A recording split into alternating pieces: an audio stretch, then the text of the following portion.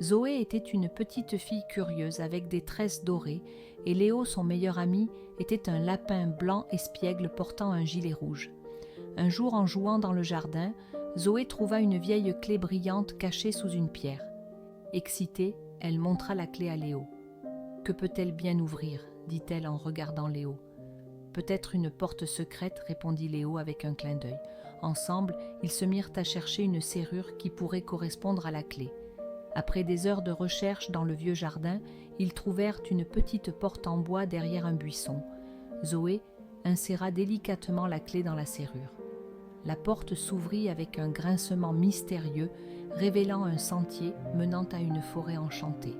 En entrant dans la forêt, ils s'émerveillèrent devant des arbres géants, aux feuilles scintillantes et des fleurs lumineuses qui chantaient des mélodies douces.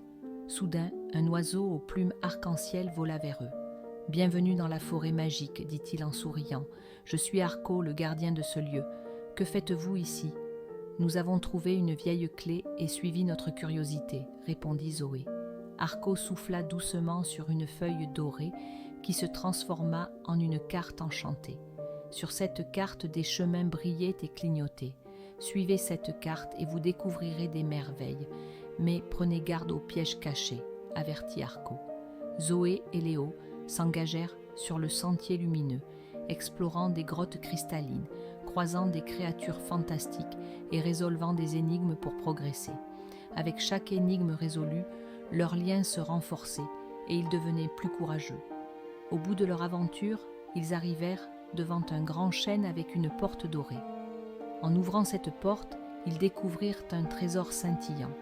C'était un coffre empli de souvenirs, chaque objet ayant une histoire à raconter. En refermant le coffre, Zoé et Léo se rendirent compte que le véritable trésor était leur amitié et les souvenirs qu'ils avaient créés. Ils remercièrent Arco et retournèrent dans leur jardin, portant avec eux la magie de leur voyage.